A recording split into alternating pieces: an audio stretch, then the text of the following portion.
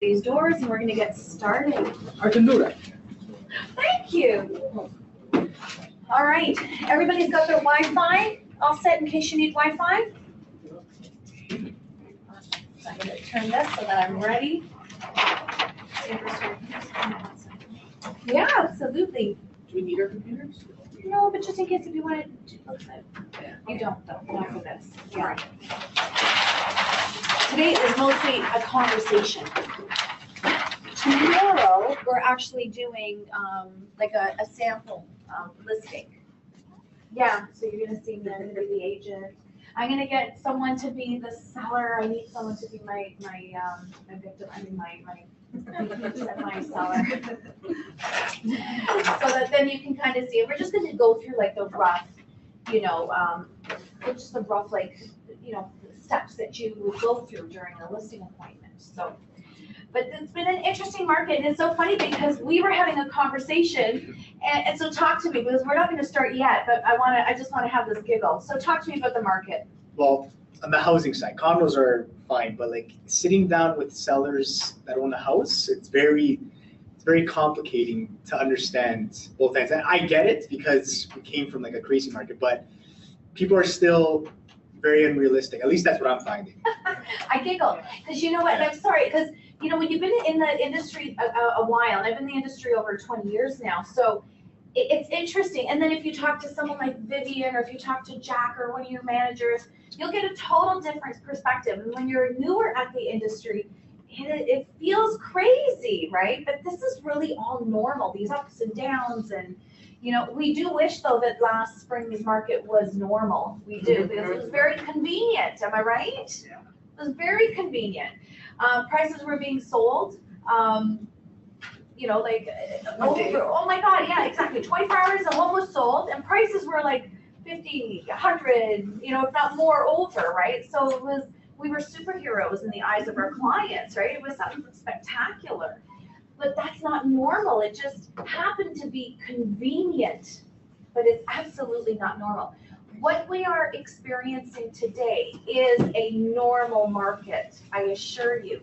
What are the stats out there? Days on market. How many days on market? Come on in. Good morning, good afternoon. What is it? We're gonna stall a little bit because I can see some people still coming in. So before I start, but we'll have this conversation though before we get going. What's the days on market average? 28. Right, about 28, depending on your market, but what I'm finding is all throughout York region and all throughout even now our sister company, which is along, our Lake Ontario border, of course, we're dealing with about, I'm gonna say an average of 30 days, right? Who's been in the industry longer than 5 years? Show of hands. 6 years. 6 years, right? Anybody else? Oh my God, am I the only oldie in the room? Oh, I pretend I'm young, but I can't. So in 6 years, you've seen then a change, is that right? So are you gonna tell me about the changes that you've seen? The biggest change, I think, is the days on market has really, like when I started, it was maybe average 10 days. Yes. Yeah, when I started in 2012. Yeah. And it was going, and then as the years went on, it got less and less. And Exactly. That's when momentum was starting. Exactly, and it's quite interesting, eh? It's quite interesting.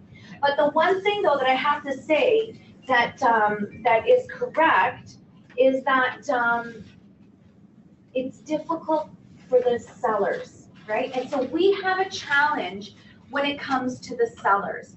And so what I did was I actually added something to today's course, thanks to a conversation that we had last week, Sabrina, and we're going to be talking about pricing and how to handle that in today's market, because that is something new that we're dealing with right now. It's not something new to real estate, but it's something new that we're dealing with right now. So I'm going to teach you guys a little bit of strategy. So that's gonna happen shortly. Okay, so we're going to get going. Everybody else set and ready? We're ready? Everybody's got coffee? Oh, hurry up, Mo. I'm trying to start class. I'm kidding. Take your time. Take your time. Okay. So first of all, welcome. And what I'd like to do is just for us to get to know each other, because everybody knows my classes have to be interactive, otherwise I make you do exercises and stuff like that. So we're gonna start over here, and if I can trouble you, just your first name and which office you're from. My name's Anthony. I'm from the bond office. Welcome, Anthony. Danny from Royal Page Connect, Ajax. Ajax. Oh, Can so you they imagine? actually come to this office. Oh, yeah. I know. See, and he traveled how long? It's an hour, 45 to 1 hour. So they get all the emails that we get. Oh, yeah. They have, they're sister companies, like we are now operating, even though it's two separate companies, we're operating as if it's one, which is fantastic. We get to Wow. share resources. That's correct. Welcome, you. welcome. Nice to see you again. Mo from head office. Hello. Mohammed from Royal Page. We got two This Mo's office, side by this side. That's fun. Both from head office. Yeah. Love it. Welcome, guys. Thank you. My name is Pearl from this office. Welcome, Pearl. Sabrina from the Aurora office. Welcome. Then from this place, hello. From this place, From I this like it. From over here. Okay. I'm sorry, I didn't catch your first name. Ben. Welcome. Thank you. Dinette from Casper. That's another one. You drove quite a bit. Yeah, it's not, well, it's in New Market, so it's. So you kind of cheated? Is that what you're saying? Yeah. Well, we're so glad you're here. Welcome. Paula from the Vaughn office. Welcome. Frank from Warner. Hello, Franco. Iman from Richmond. Hello. Darius from Richmond. Hello. I'm Calvin Tran from Chino. Hello, Calvin. Nikisha from Vaughn. Hello. Giovanna from Vaughn. Hello. Hi, I'm here from this office. From the, over here. We're the same group. I love it. Arvin from over here. From over here. I love it. Look what you started. A nice trend. Over here is home. I That's right. Yeah. love it. This is the Chinese. That, is it really? See? I think you say it a little different though in Chinese, right? No, it's the way that the hand is circle. You know, can I tell you something, just a little bit, something fun? Even though it's not about this class. And it's interesting because I was having this conversation. My background is Italian. I used to speak the language frequently. I took it in university even. But now to have a conversation is so challenging. But then once you warm up, it starts to happen. So we were having this conversation. Language is actually stored in different compartments of the Yeah. brain. And that's why we do that. So when you say something like over here, like I do the same thing. I don't say turn on the lights or turn them off. Yeah. I say close them, Yeah, that's close the line. right? Us fellow Italians, close the light, open the TV, right? My husband thought I was nuts. Many people think I'm nuts anyways, but that's part of the reason. That's part of the reason. So, I just said, I just email you the offer, but in Chinese, offer, email. Excellent. I like your way better. Don't with DD. So There's no offer, mincing email. words. That's interesting, but there you go. And because of you, thank you, we learned something trivial about our brain. Isn't it cool? It's interesting. We store language in different compartments. That's why we have difficulty merging them. All right, so let's get started. I'm gonna figure out this clicker thing. We're going forward. Just before we start, I know that our phones are our lifeline. If I could just trouble you to put them on silent, I'm not asking you to turn them off because I know we need them. So just if I could trouble you to put them on silent.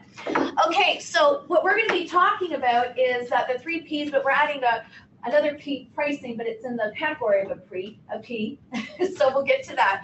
But what we're going to talk about first, when it comes to listing, is profiling, all right? Profiling. So when it comes to our clients, we got to figure out a few things, okay? So how many, show of hands, people have been on a listing presentation? All right, so talk to me without looking, I'm gonna click this back. Without looking at that, I'm just kidding, we'll put it back. Without really referencing this, what are you looking at? So now, whether it be a friend or a stranger, right? What are the things that we start looking at? Yes, Mo. Motivation to sell. What's the purpose? Where Right. you planning to go? And what do we call that? Motivation to sell, purpose, what's that? Pre-qualifying. Pre-qualifying, right? And it's actually number one right there, pre-qualifying the seller. This is when we have to be a little bit of a private investigator. Now, any of you that have taken my quick start class, that's for brand new agents, we talk about FinTrack, and I say when it comes to FinTrack, do not be a private investigator, just put your observations. This is a little bit different, okay? Here I want you to be a little bit of a PI. You gotta figure out the details of client, what's going on, who they are, what their motivation is. Why do we wanna pre-qualify? Why would we wanna do that? Time is money. Time is money. So what did we hear over here? So you don't want to waste your time. Don't wanna waste your time, okay? So time is money, we don't wanna waste our time, that's kind of the same thing. Anybody else? Or you just don't want to get a wild goose chase. Wild goose chase, right? But notice something, all of these answers are about us, right? And you know me as Coach Sandra, I always say, be interested Not interested. versus interesting. Oh my God, could you guys remember? That's awesome. See, if I say it's a waste of time for me, I'm being interesting. This is all about me, right? And trust me, clients smell that on us. So if you come to an appointment and you are already starting to make it about you, clients will smell that commission breath on you in no time, okay?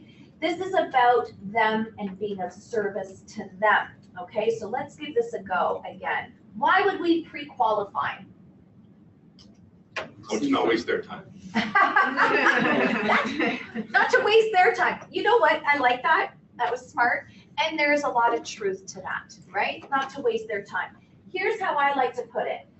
We want to diagnose the situation, right? And when we are diagnosing the situation, we are attempting to figure out if this is a good move for our clients, if it's not a good move, what we need to do to be of service to them, can we actually get the job done, right? And if we don't pre-qualify, if we don't ask the proper questions, what do? We could conduct malpractice, right? Does that make sense, right? How many times, now 100 years good health to everyone in this room. When we go to a doctor, what does the doctor do? Ask, excellent guys. Ask questions, why? They need to know what. They need to know what's going on, right? Did I hear a comment over here, someone? Just diagnose. To diagnose the situation, right? So Amir, if you're my doctor, I come to you with a pain in my shoulder, and I say to you, oh, you know, I'm very uncomfortable over here. You're gonna start asking me a whole series of questions. Well, Sandra, how long has that pain been happening? On a scale of 1 to 10, would you rate the pain, right? Is it sharp? Is it dull? Is it nagging? And so on and so forth. And the reason why he's asking me all those questions, and some of the questions are invasive, they're a little bit private. And our doctors are not afraid to do that, okay? And the reason why is they've got to get the right information from you so they can do the proper job for you. It's the exact same thing in real estate. Having said that though, there is that element of we want to make sure that we're not, you know, spinning our wheels as well. There is that element as well, okay? But pre-qualifying first and foremost is about the client and is about making sure that we are equipped to help them out, all right? All right, any questions about that? Yes. Tell me. You raised a very interesting point. First thing you said was, don't make it about you, make it about them. Yes. But there is a balance over here, because you don't want to be spinning your wheels. You may have the best intentions for them, for everyone else, but at the same time, you also know that sometimes there are people out there who just want to pump us for information. So where's that happy medium, that balance, Well, when you find out what they're looking for and you can diagnose the situation, you now know how you want to handle that situation. And you may turn around and say, I'm not the right person for this, right? You might. Or what I find I do, because you know what, you never know, we're dealing with human beings, and they themselves, like people are not attempting to be difficult. They're just operating in their limited experience, right? They're turning to us as leaders in the industry, right? So we got to be very careful with how we come to them. We better show up as leaders and authoritative figures, right? And so by doing that, you'll never be spinning your wheels because you will know exactly what you're going into. And there were times that I would diagnose situations that I could see they're very confused, or this might not be the right time for them, you know, because when they want like extra for their money, right? Or for their home, I should say. Well, maybe they can get that price in 5 years. And guess what? I tell them that. I say, listen, you know what? The market today will not accept a price like that. We can give it a go. But certainly if you're willing to wait about 5 years, the market at that time will support this price. But at least you're going in without without, without, you're not going in it in the blind. You know exactly what you're getting into, right? And so I used to call them shots in the dark. And I know it's just a shot in the dark, but I'm gonna give it a go anyways. I'm gonna give it a go, right? But at least I'm not spinning my wheels. I know what I'm getting into. So I'm able to help effectively because of that, right? When we spin our wheels, we're not helping anyone. We're getting too tired. That's not good. Okay, excellent. Any other discussions or questions about pre-qualifying the client? Anybody else have any questions or comments? Welcome, Danielle. No worries, no worries. No questions? All right, let's keep going then. Research the client. All right, so where do your listing appointments come from on average? What have you found? Referrals. Do you know the people, or maybe yes or no? Usually I don't know them, but I know the person referred. Okay, so you know okay, so excellent. So you're dealing with a stranger. You're walking into a stranger.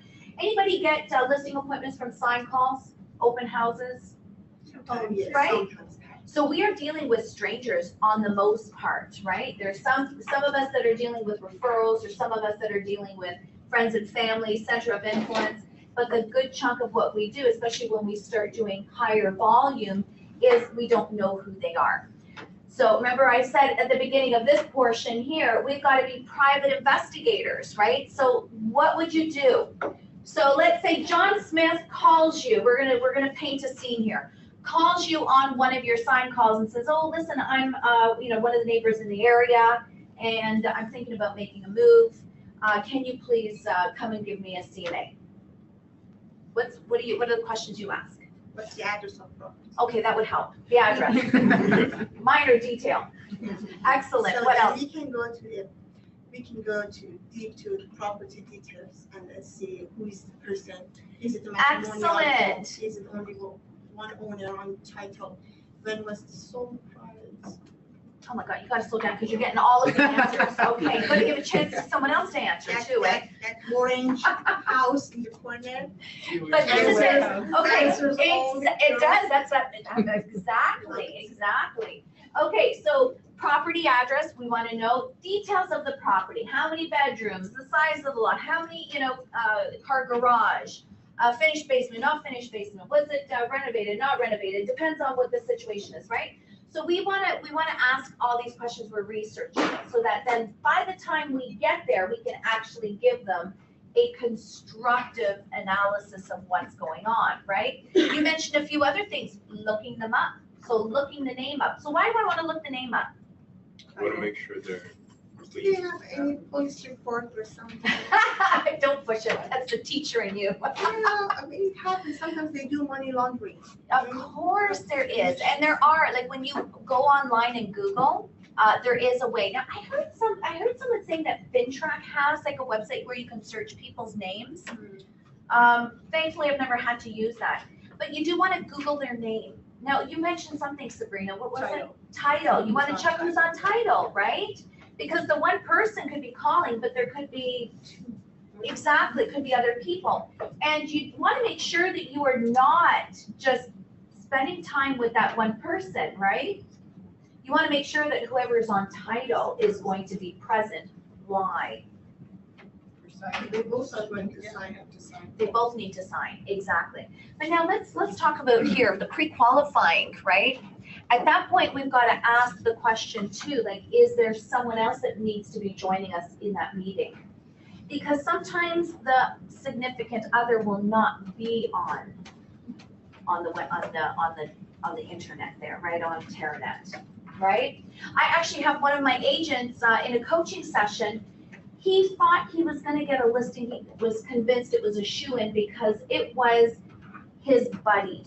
Okay, they grew up together. It was a good friend, and he thought, oh, no problem, I'm going to go over. He gave his friend all of the information. This is what you need to do to list, and so on and so forth. And his friend was like, okay, great, fantastic. And our agent was great, fantastic.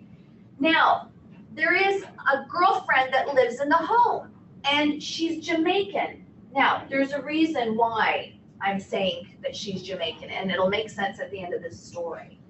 So our agent thought it was in the bag. So he does his job, he does his thing, right?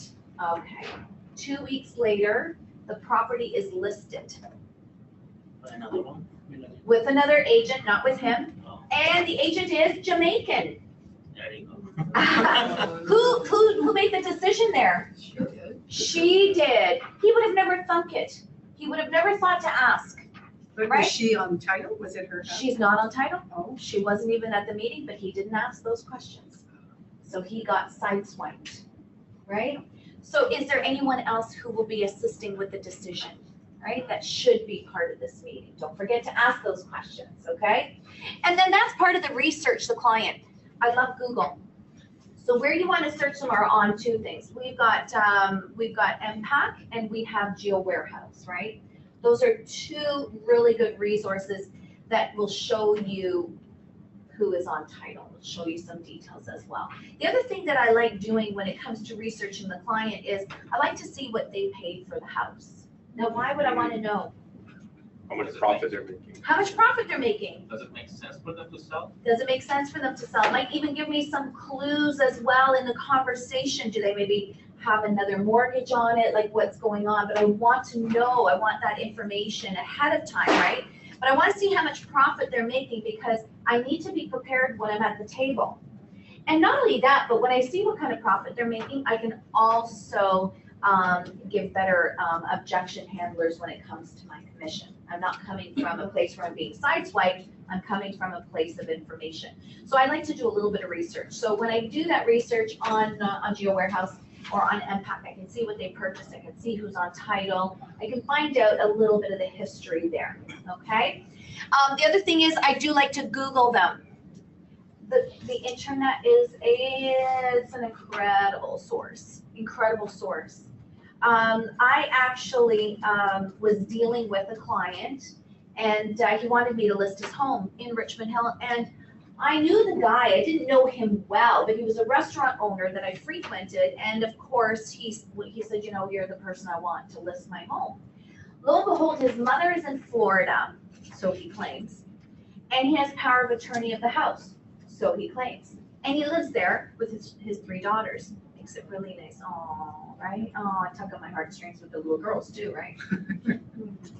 And I said, but who's on title? Well, it's my mom. Do you have a power of attorney? No, but she told me it was okay.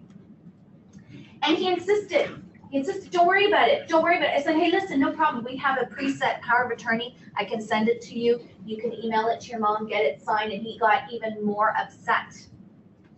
And so I thought, oh, that's not right. So I Googled him, and lo and behold, isn't he like a criminal attached to a shooting? Oh my God. No. Who knows? Who knows at the end of the day? I don't know. It wasn't on Google, maybe not yet. But the point being is that this guy is, you know, to this extent a criminal. His mother probably doesn't even know that he's selling the house.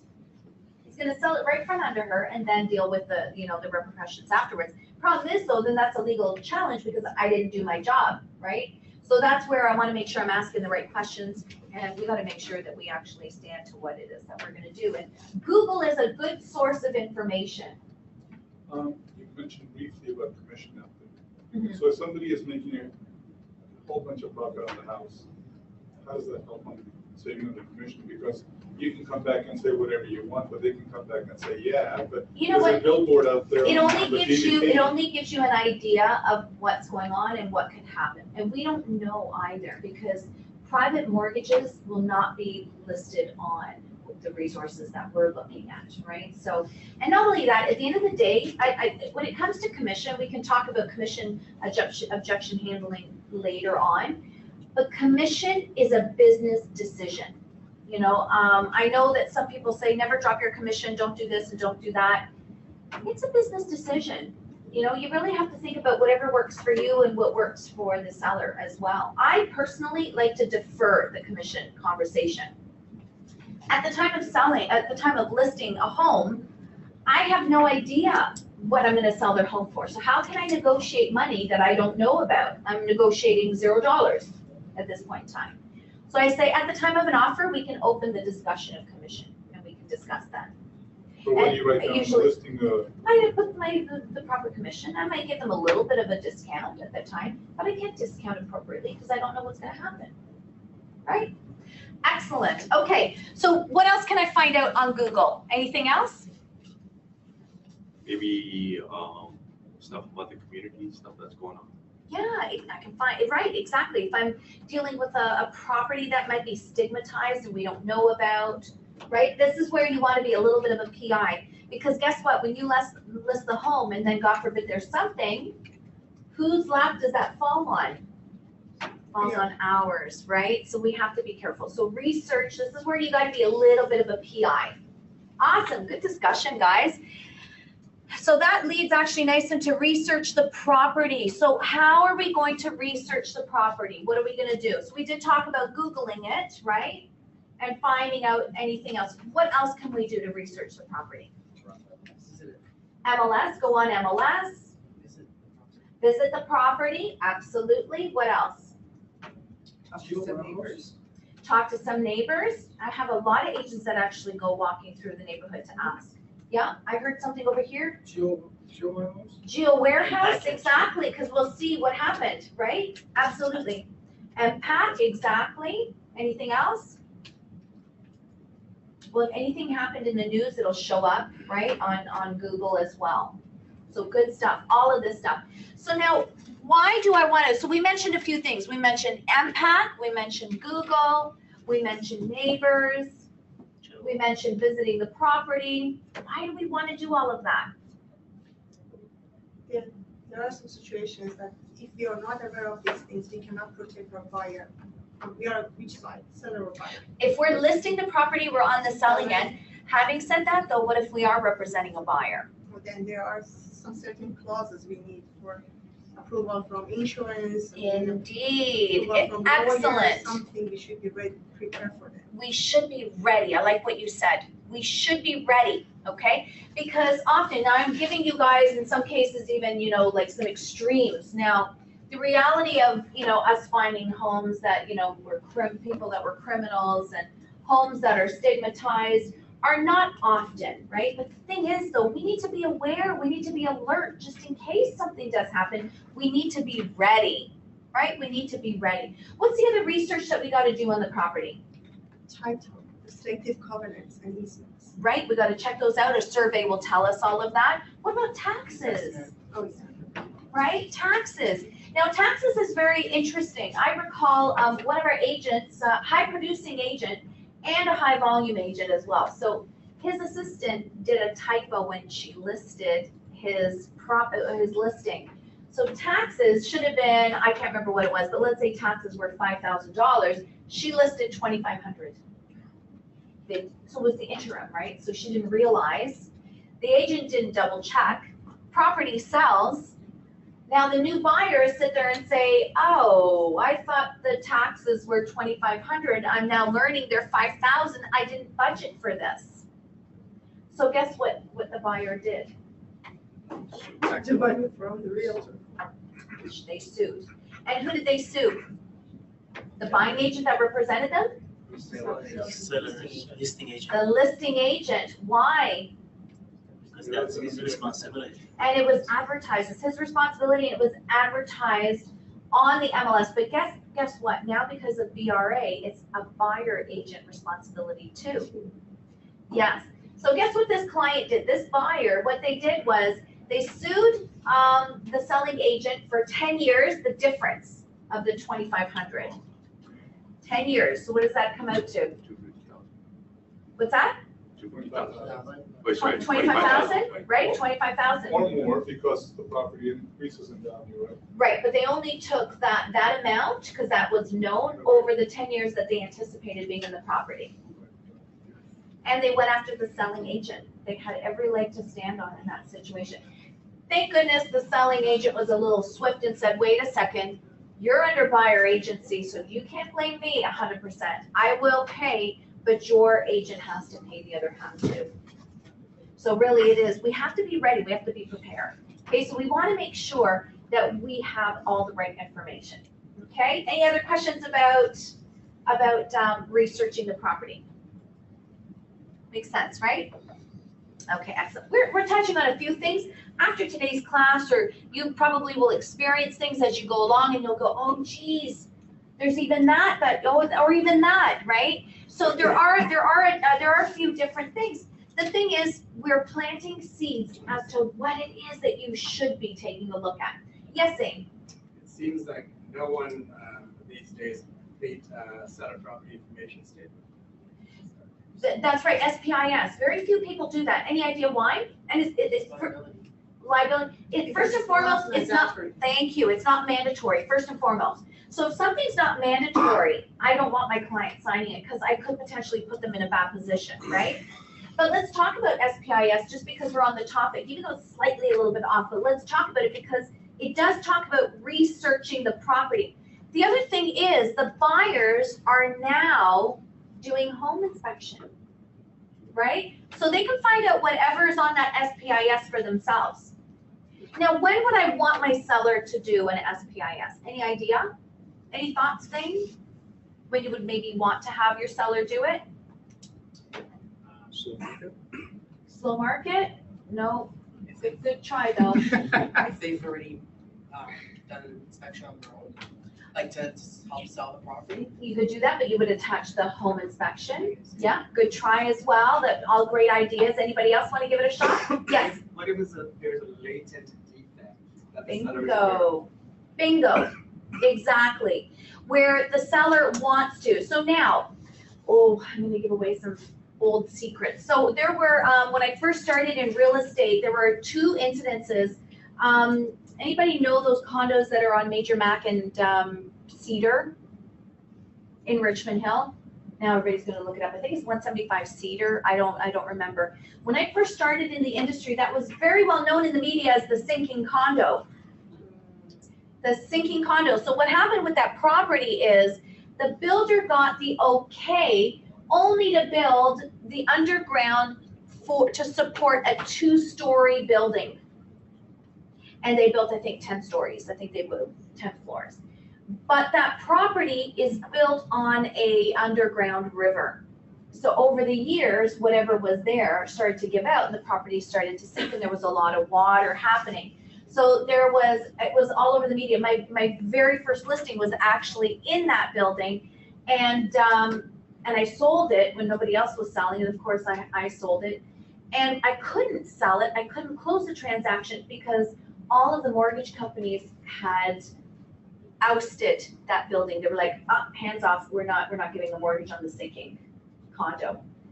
Now, what they've done now is they've fixed it. So there's a huge sump pump and it's constantly taking care of any water issues. So let's say now we go to sell that and somebody knows about the sinking condo. You would want to say that you never had any issues with your condo and so on. And in the situation of the condo, your status certificate would even back you up there, and even a home inspection would back you up there. The other thing was Lebovic had built homes in the Lake Wilcox area. This was a good number of years ago, and the basements were crumbling. And they blamed it on a bad batch of concrete. Now, what actually was happening, I don't know. So some people say it was a bad batch of concrete. Others say that the builder didn't do their homework and they built on peat moss. Yeah, because there's a lot of wetland out in the Lake Wilcox area. What the actual reason is, I don't know. But in a situation like that, let's say I'm selling one of those Lebovic homes and somebody wants to know, was that basement okay? You know, and I can now put an SPIS that I have not had. To the best of my knowledge, I have not had any challenges. So if you do know of a defect, you may want to say, hey, listen, guys, I'm going to sign right up front that I'm okay. My experience is okay with this. But other than that, SPIS is not really that needed. Yes? What about when you sell a house as is? It's an older home and you know that there are some issues, but a homeowner wants to sell it as is. Done. You don't have to. Yeah, because you're selling it for whatever is there and mostly land. Okay. And mostly land. Awesome. Good discussion. Yes, Arvin. Going back to what you were talking about, taxes, Mhm. The lawyers also have some responsibility there, don't they? Why are That they- has nothing to do with us though, that's something different. So if a client, we're talking on the side of listing a property. If the lawyer, But I I'm mean, that's supposed to between the verify client and the lawyer. But isn't the lawyer supposed to verify the information? No, whether it's we correct, are. is accurate? Yeah, in that case, the deal's already done. Yeah, everything's already done. Clients are Like, they making bought it, they told- decisions. we told them, like, Yeah. it's 2,500, not 5,000. You are And the lawyer absolutely gets it, right. says, oh, it's 5,000, not 2,500. Yeah, but you would think the lawyer would say, hey, there's a I problem guess you here, can get don't out of close. the deal if they This is wanted not to. correct information. You know what? We still would be on the line legally. It's too late at that point. But no, the lawyer is not needing to do anything with the taxes. Could be at the end of Yeah, it. because they have to do adjustments, he would know at that point in time. Point is though, we're already in trouble. If we've gotten to that point and we were inaccurate, we've gotten to we're already in trouble. So it's not the lawyers. To answer your question, it is not the lawyer's responsibility to do our job. Well, the lawyer's probably the one that told the buyer, well, we can sue them. Exactly. The house, sue them 25,000. That's exactly what'll happen. All right, good stuff, good discussion. Let's talk about the CMA. Now we've got to put together a CMA. Talk to me, guys. Who's put together a CMA? Yes, Amy. You asked us who put us together. Oh, I thought you had an actual question. So you put together who else? Awesome, awesome, awesome. Okay, so what did you guys put in it? Whatever that Sandra gave us as a sample, it's always there, looking there, housing market. Perfect answer. Perfect answer. Whatever I told you guys to do. So what did I tell you to do then? What are we looking at when we're doing a CMA? Recently sold, recently listed. Recently sold, recently listed, what else? Been on the market and came off the market. Right, so stuff that may be expired, terminated, or suspended, what else? On the market. On the market, exactly. But now talk to me about the strategy, like why are we doing certain things? Today I'm gonna give you a little bit of structure to it. When we're doing a CMA, what are we attempting to do? Finding a comparative market analysis for property that is closest to the property of interest. Indeed, so we can list that property, we can give proper sound advice, right? Okay, what I find interesting is today, the system will actually produce a report for you, which I think is fantastic, and it makes us look like heroes as well. Has anybody ever pumped out the actual report? I remember, and you can save it and email it, right? And you look like it looks like you did, oh my goodness, got table of contents. We look like, you know, we spent hours on that thing, like weeks, you know, as financial analysts. So that I love the system and I think it's fantastic. And it does give some great information, but it does forget one element. It's looking at things from our perspective. Remember, I always talk about being interested, not interesting. So the information that we have, does your client have that information? No. Right. So let's talk about where are they getting their information from?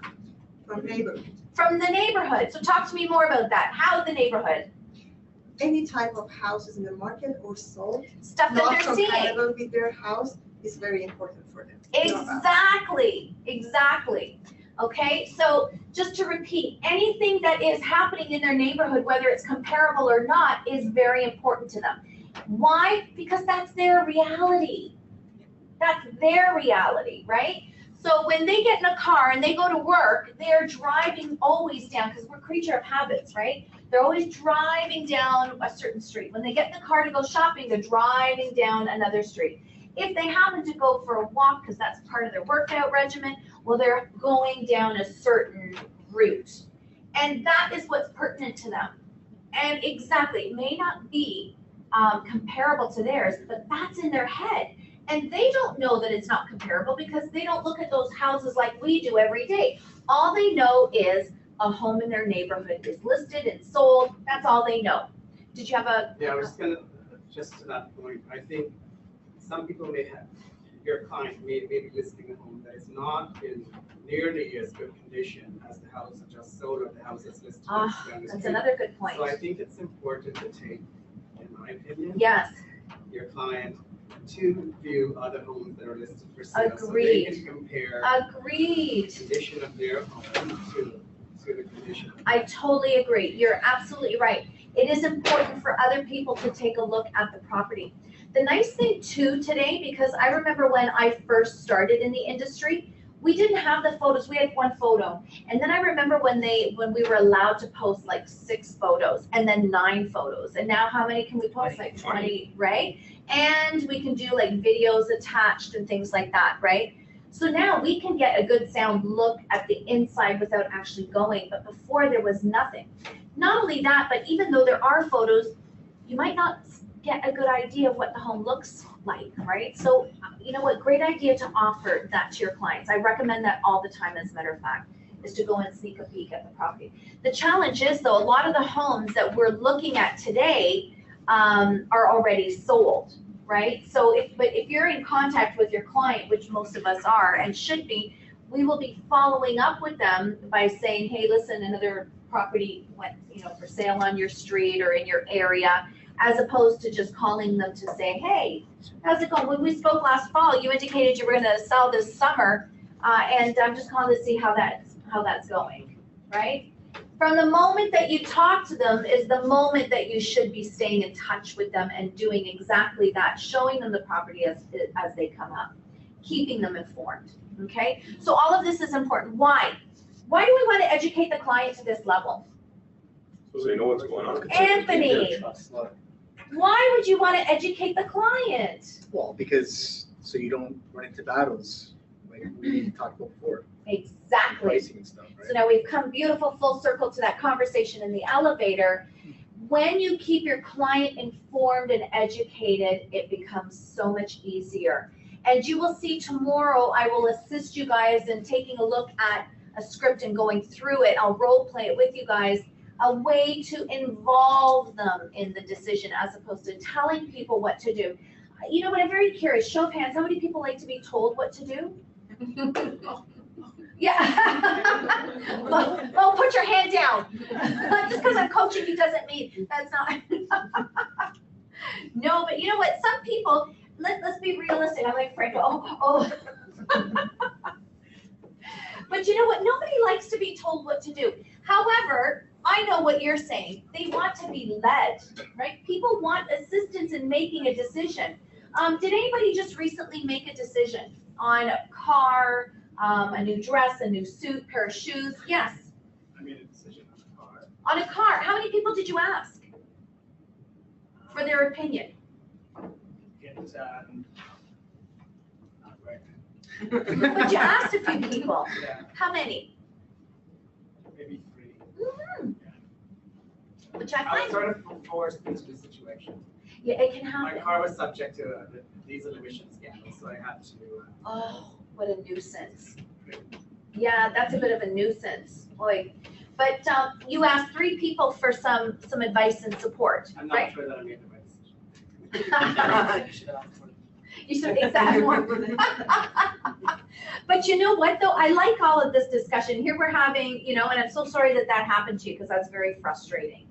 The thing is though, you see, whether we like it or not, do ask other people for advice, right? So it's really important for us to know what's going on, to educate our clients, and to be there as leaders, okay? So I'm sure that that's what you were getting at, is some people do need help. And we've been talking about closing a lot with Mo, and we were talking about how people require our leadership in order to help them make a decision. So that's all part of it here. But nobody wants to be told what to do, in the sense that you've got to list your property at 1.2 million. And then after 2 weeks, you've got to lower the price to 1 million. Because what happens in the eyes of the seller? You don't know what you're doing. You don't know what you're doing. That's right. You lose credibility, right? What else? You lost $200,000. They lost $200,000. They're losing money with this agent, right? So you lose credibility, and why? Money is going out the door. I could have made more money, but now this agent is blowing it for me. Okay, so that's why it's important to structure things a little bit differently and include them in the decision as opposed to anything else. Okay, so let's talk then. So what's involved in a CMA? All right, so a CMA. First, I like to put the cap on where I'm the seller, okay? And what am I gonna look at in that neighborhood? So what I like to do is I like to do what is called street activity. Okay, so what I'm gonna do is I'm gonna categorize the CMA for you guys, okay? That's not to say that you don't use the report that you currently have on the MLS, because I think that thing is fantastic. You will want to supplement it though with something like this, because you can't necessarily really do the street activity and, unless you're a real computer whiz with that thing, I don't think it can be done. But anyways, let's focus on the categories and then we can deal with it, okay? The other thing that I want to know is active listings. What do I want to know about the active listings in the area? How many days do you know markets? Comparable with the bedroom. Competing. They're my competitors.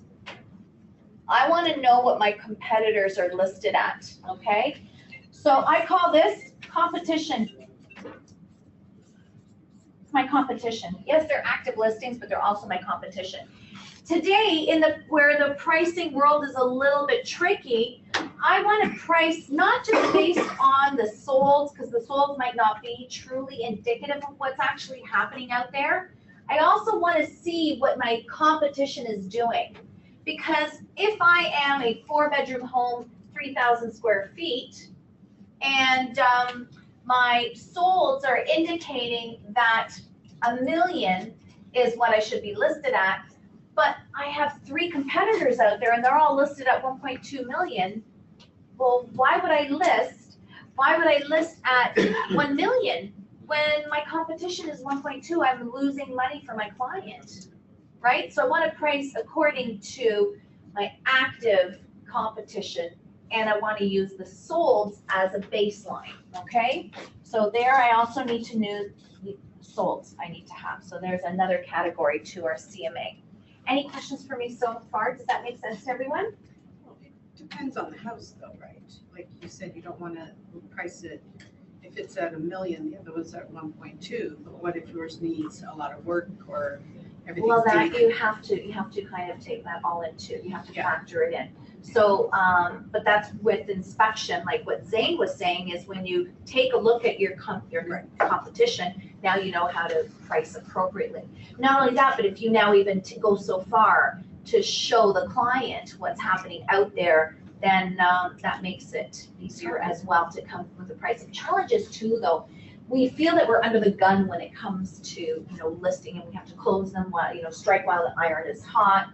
There is an element of that. At the same time, though, I'm pretty certain that if you have a consumer out there that sees that you are doing all the right things for them, I think they'll hang tight a couple of days to see what you have to say. I just want to go back to the SPIS again. Mm-hmm. So I know while it's not commonly used, the one thing about it is that it is a document that you have in front of you as a client, and you're actually asking them, are you aware of any defects? Like, how do you broach that subject? What if the clients were aware and they never told you?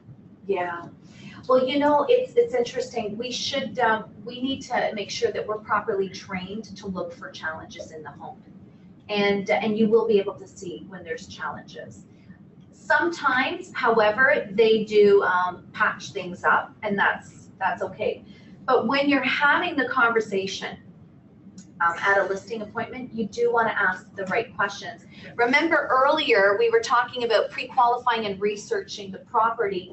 That's all part of it. So are you asking how? There are patent defects which are visible to the eye. Yes. And those you may ask questions. So how would you handle that? So I would ask them, so may I ask, why is this patched up? What's here? Right. Or why, whatever you notice, you will ask them about them. Right. Now, take it a little further. Are there any defects in the property? Bingo! Well done, Zane. Because remember, you're the doctor diagnosing that situation. And the thing is, we might be afraid to ask the questions. Sometimes we're afraid, right? For instance, let's go back to my power of attorney situation. Now, that's not something where there's a challenge with the property, but now this is a challenge with the paperwork because of the power of attorney. listen, there are times that I felt intimidated by this guy because he was very aggressive and he was loud with a deep voice and he was angry at me for asking these questions. I had to sit firm in what I was saying because if I didn't, I would have misdiagnosed that situation. I would have had a challenge. So ask the questions always. Are there any challenges with the properties that you've recently fixed? Anything that I should know of so we could avoid any potential challenges with a home inspection that the buyer is going to be doing, right? I just want to make sure that we avoid any challenges. Okay, makes sense? Does that help? Excellent, well done. Okay, so what else do we want to look at here when we're dealing with our CMA? We talked about what else? Terminated listings. Expired, terminated, and in some cases too, suspended that expired, right? Mm-hmm. So we want to look at these. Why? Why do we want to look at that? Tells you what the market didn't agree with. Exactly, to both of you guys, okay? So this gives us an idea. Now, what I find is, depending on the market, sometimes I don't include the expireds. Like for instance, last spring, what we experienced, I wouldn't put the expired. Why?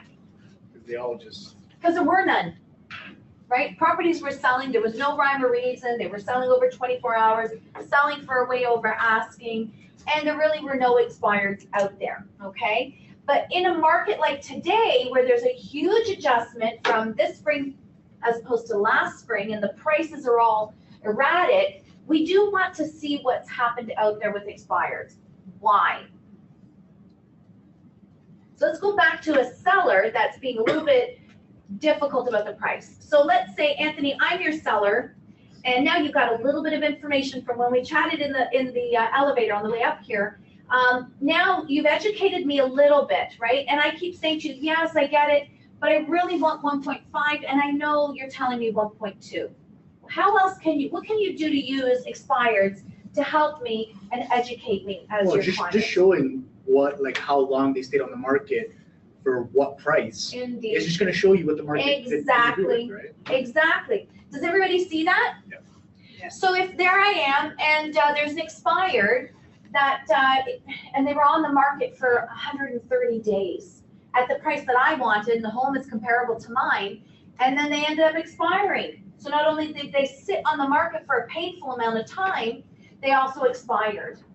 So you could use that and say to your client, dear client, I understand and I can appreciate that you want to list at 1.5, but please know that if you do, we're going to hit some of these, brick walls. And as long as you're prepared, as long as you're okay with that, I don't mind taking the price. I don't mind listing at 1.5, but you've got to at least be prepared for these potential challenges, okay? Because I never say no to taking a price. Like some people will say, oh, I'm not taking it. I say, take it. Yeah, because you can adjust it afterwards. And not only that, but sometimes people need to figure it out for themselves, right? Because remember, they don't want to be told what to do. But when you list their property in partnership with them and you keep them informed, now they can properly make a decision for themselves and adjust the price to what the market will bear. If they adjust the price. And in some cases they don't. And that's okay too. Then, and thank goodness that this is only for our ears, then you use that property as a marketing tool. Sorry to say it like that, okay? And then you get spin-off business from it. You do open houses, you'll get sign calls on it, pick up buyers, right? We're still gonna do our client a justice and service them, but if it doesn't work, then make sure you work that property and get alternate business from it as well, right? Because it can happen sometimes, and sometimes people aren't. But I tell you honestly, I'm going to show you guys in a bit a TMO, and in dealing with a TMO, what ends up happening is it becomes really difficult for a client not to understand what's going on with the market. I'll show you guys in a second. It's a secret. It's my secret strategy. I'm going to show it to you in a second. I've got a few other things to go through first, but I will demonstrate that today. I'm actually building towards it with this CMA, okay? Because when it comes to your TMO, the only thing you're going to look at is your your competition, what's going on with your competition. So we're gonna play, because I know you're dealing with a listing that's a little bit, a little bit troublesome, so we'll go through that, and we'll use your listing, if you're okay with that. Sure. Awesome. And not only that, but in tomorrow's demonstration, I'm gonna show a little bit of this already. We're gonna put that in action as well, okay? So hang tight. I'm gonna show you guys a secret weapon in due time. All right, so there it is. That's your CMA. That is the actual structure of it. Does everybody understand why? Yes, Annette? Yeah, I just had a question. So I understand why you're looking at all of those things, but what determinations and suspensions tell you as far as advising a client? It'll tell me the price again. Okay. Yeah, because if someone takes it off the market and they were unreasonable, so it could terminate instead of expire, right? Yes. And so it might tell me something like it's been on the market for 63 days and then they terminate it. And they didn't do any price adjustments. Well, that tells me that they gave it a go for that price, which some people will do that and they'll be upfront about it. You know what, I want to give this price a go. And we'll say, okay. But one thing I found with real estate is you just don't know. You just don't know, right? I remember listing a property literally just down the street here on Elmwood. And it was at the time when Elmwood was just starting to be in transition. And my clients are good clients of mine, and so are their family. And I purchased that home with them. Then they called me to list and sell, and they purchased another property with me. But when we listed it, it was a 2-bedroom home, crawl space. And it was really one of those older, I call them sugar shack homes, you know, with the aluminum siding, wartime home, right? And the property was a corner lot, 90 by 90. It was a really nice property. And I had this little home on it. It was a dollhouse, you know, at the end of the day, though, it doesn't matter how you twist and turn it. It's a 2-bedroom, no basement. It's a small home. There's not much you can do there. So when I went to go do the CMA, prior to me, a lot of what I teach you are from my own oopsies, okay? So prior to that situation that happened to me, I went through the street activity, I went through the active listings, and mostly I focused on the solds and I focused on the street activities. I didn't worry so much about the listings that much at that time. Looked at it, went and took a look at it. The solds was a brick home, 3-bedroom, and it went at the time, this will give you the time of the date of the property, and at the time it was $275. I know it was a long time ago in Richmond Hill, imagine. And they purchased their home for $161. Okay, so it was interesting because now she's wanting to turn it around and sell for $350. I like that look on your face because that was totally mine. Where's she getting? How is that even logical? The last sold was 3-bedroom home, $275, brick, nice property too. It actually had a garage that was normal as opposed to this skunkashada half garage that, you know, that gave just the impression that they had a garage, you know? But I'm sitting there and I was like almost a little bit adamant, and I was like, oh my God, but I knew them well, right? So I could have this open conversation with them, and I said, look, I don't mind listing it at this price, but I gotta be honest with you guys, I'm a little bit worried. You know, I'm not sure what the market's gonna bring and whatever, but you know what, let's do it. In 2 weeks, we'll see what's going on, okay? Let's keep an eye. Lo and behold, Gila Caterine, you know who she is, right? Right? Gila, she's a big agent in this area. Oh, yeah, Gila. Yeah, Gila, yeah, I know my Canadian, I don't say the Persian name rightly, right at all. She brought me an offer for almost $350. God bless that lady. Right? But this is what was going on, okay? At that time, our Persian friends had started to come and settle in Richmond Hill. And so he didn't care about the house. Her client didn't give a hoot about the house. Saw that the area, what's that? All the landlines finance. Bingo. So there was value for the buyer. Can you imagine? And he actually tore it down and built a beautiful home. So there it is. So sometimes we got to be really careful with how we're pricing. That's why after that egg on my face, I just say, okay, we'll try your price. We'll give it a go. I never say no. I will give the facts. I will say these are my concerns. But I always joke, real estate's this much gambling. It's this much gambling, folks. So let's give it a go. But we're going to be educated and we are going to be conscientious about what we do. And we will talk daily until, or weekly until, okay, whatever it is you decide to do with your client. Okay, and there it is. And that's not the only situation that happened to me. One other one did too. But this one was something that stuck with me because I was insistent on pricing it around $299. I was insistent.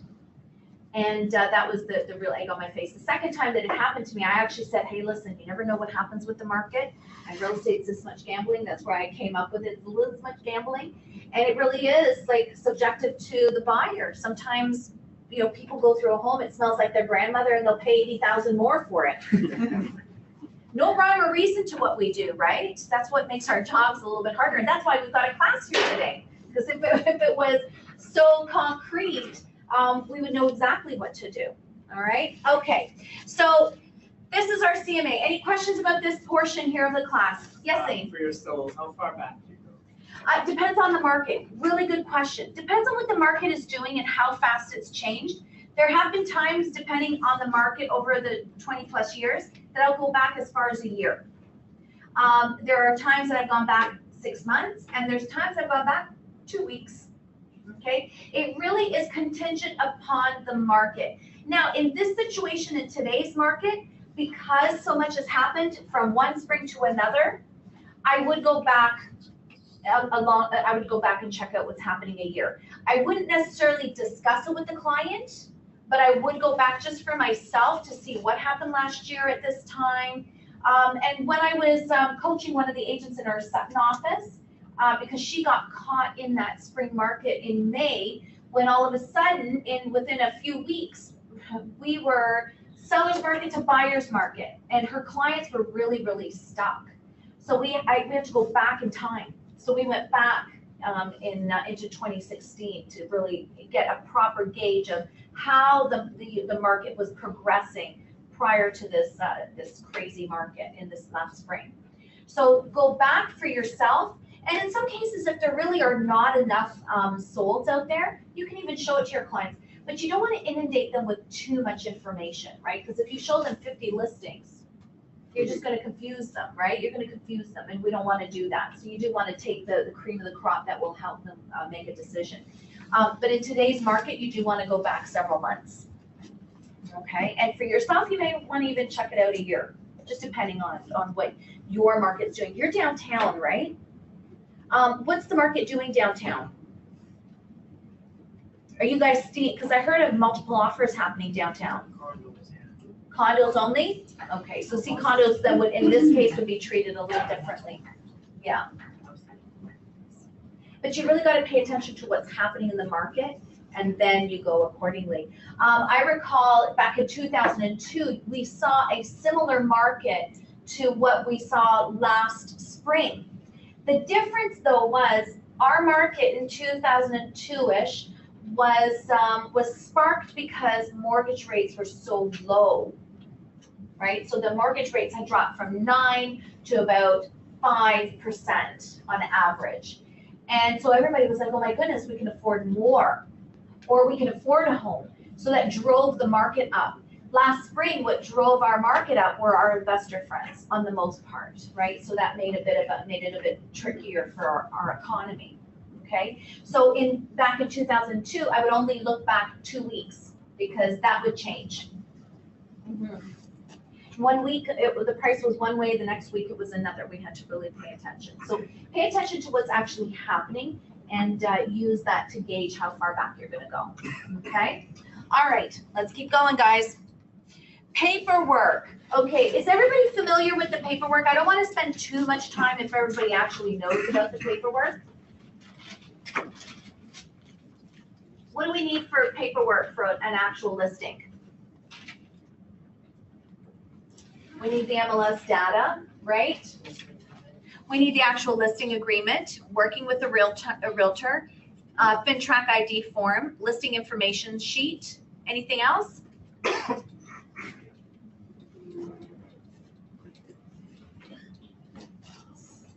This is stage, that's enough, but after that, the principal. That's right. At this stage, yeah, and we're only at the listing stage. Okay. I don't want to push this point if everybody knows. I'd rather talk strategy if that's what you guys need, right? I don't want to. I think this is covered in detail in Gregory's course. Gregory's course in Quick Start, we cover it as well. Okay, so if everybody's comfortable with this, then I'm going to zoom right by it. Any questions about the paperwork? No. All right, let's keep going then, because I'd rather do strategy, and I'm sure you guys would too. Okay, presentation. Now tomorrow you guys are gonna see a mock presentation. Okay, mock presentation. So we've got a marketing plan. So in other words, we need to communicate with our client what it is that you do. You got to talk a little bit about yourself, right? A marketing material. So sample feature sheets, sample just listed, sample ads. Remember, we do the works as well, right? Everybody know what the works is? What's the works? Marketing department. Our marketing department, yeah. What's that? Virtual tour, picture. Jimmy is the works. GGIs. Exactly. But we have packages, right, that we can say is our marketing plan. So what Vivian and the management team and our amazing marketing department, what they have done is they've collaborated and they've put together programs that are going to be cost efficient for you guys, as opposed to you attempting to do it on your own. Because once upon a time, that's what we were doing. I would have to hire a photographer on my own. I had to hire virtual tour on my own, and then bring that information to the marketing department. Well, our marketing department is so nicely organized that all of that is done, and all you have to say is, hey, Jimmy, or hey, Adrian, I need this part of the works. And we now have 3D photography. I don't know if you guys knew, which is spectacular. Does the floor plans for you. We also have drone photography. We have that as well, okay? And so the works has been expanded to include these services as well, right? If you're not familiar with the works, make sure that you get familiar. Why do you want to know about this? Tell your clients. Yeah, why do you want to tell the clients? All the service that you provide. How amazing, right, you are, and how amazing your client is, like your company is, yeah. Right? We want to set ourselves apart from the other companies, right? Okay, so you do want to sell, and that's part of your unique selling proposition and what makes you different. So your listing, how many people actually have a listing presentation? Awesome. What's that? Yeah, when you go to a listing presentation, you actually have like an actual presentation. I just want to put the Excellent, excellent, because yeah, we already have stuff that's pre-done, right? Okay, who wants to share with me what's on their listing, in their listing presentation? It's between the two of you guys. I'll actually say what I recently did. So I haven't had a chance to actually try it out, but in this year, I'm doing, because in the end of 2018, I realized I was losing a lot of listings because of the commission. So I structured something to do, you get what you pay for. So you want to do this amount, you get that. You do this on top, you get that. And you do that, you get that. Idea. So that's something where I say, instead of me losing out and saying I'm going to try and charge the most, I'm going to show them you want to charge the least, this is what you get.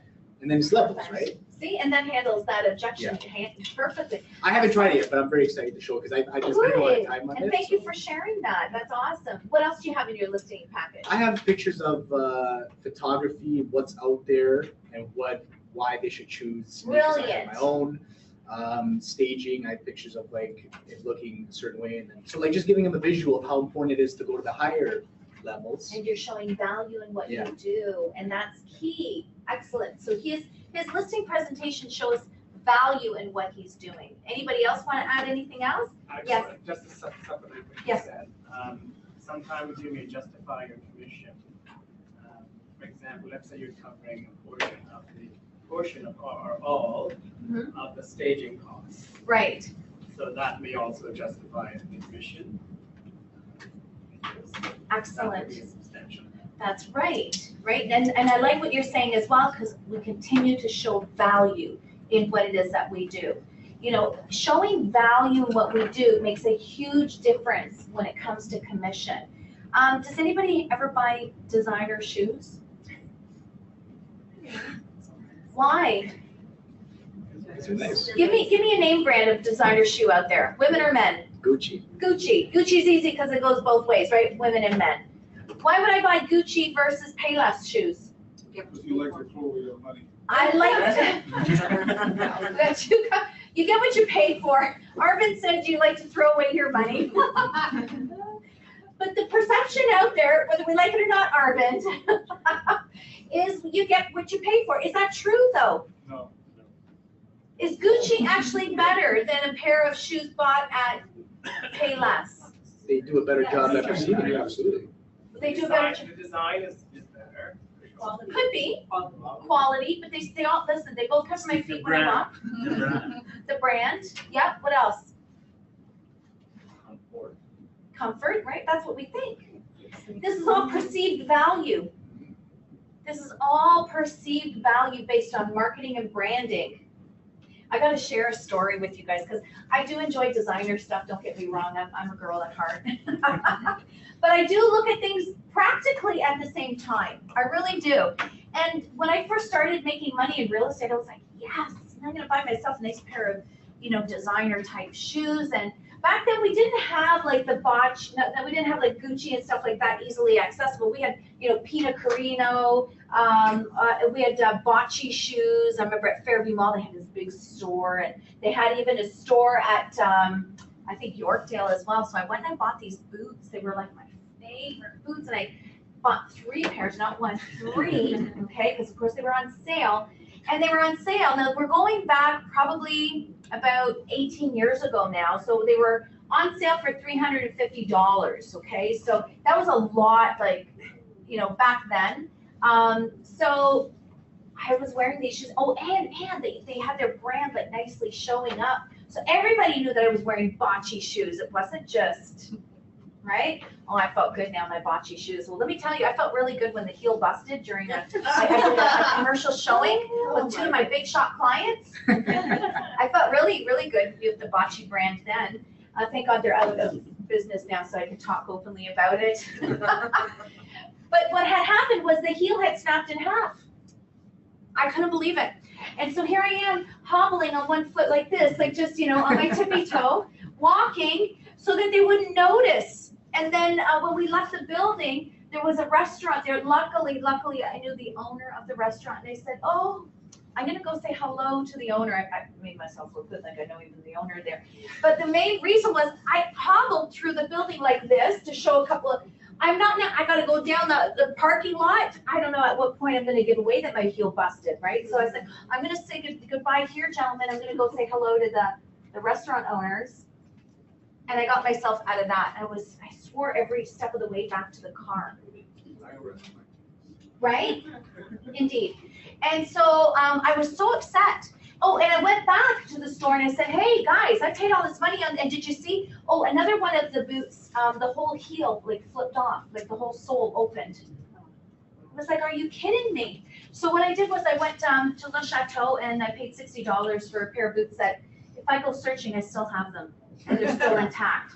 So it's perceived value. That doesn't, again, I don't want to deter anybody from buying, designer stuff. It certainly doesn't deter me from buying designer stuff. If I like it, I'm going to buy it.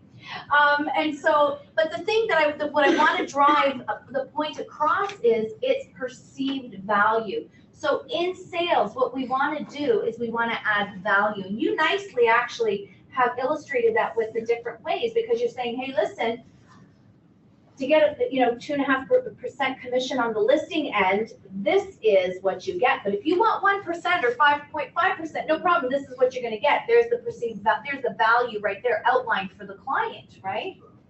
So it's all about creating value and showing the value, right?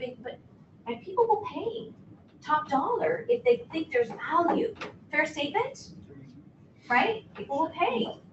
And we had a little bit of fun with the shoes and designer stuff, but there it is, case in point. People will do it.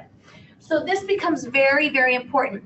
Each of these items illustrates your value. So when putting together a listing presentation, make sure that you do that. Now, one interesting thing that I do want to say to you guys, because a lot of people think, oh boy, I better spend all this time and money now on my listing package.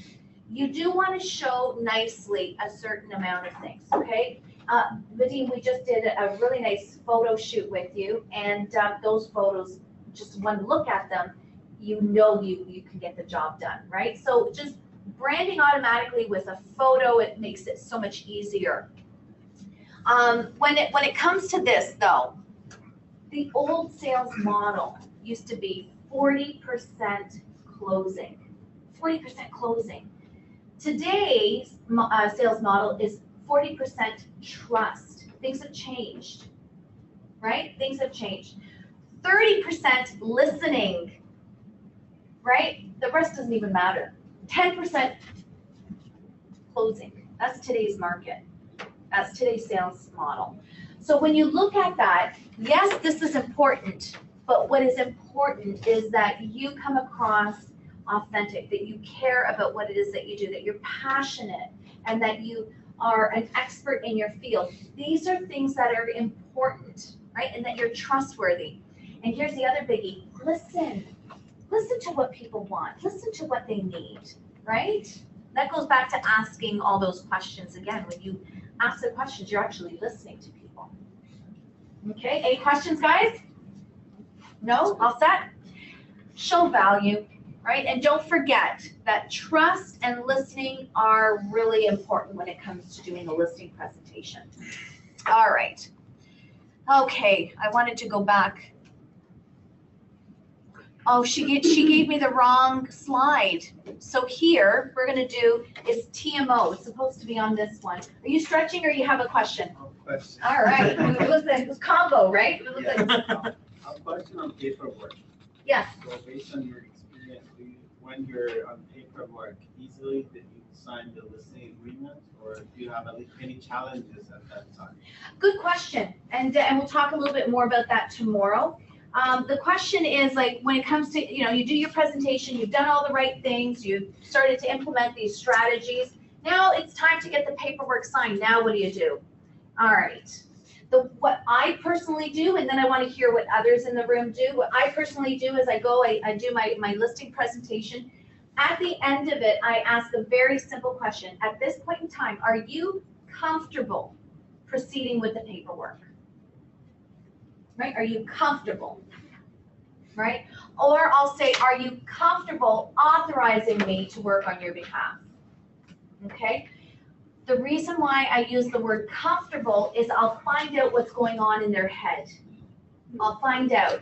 I'll find out if they have any objections. I'll find out if they're ready to sign.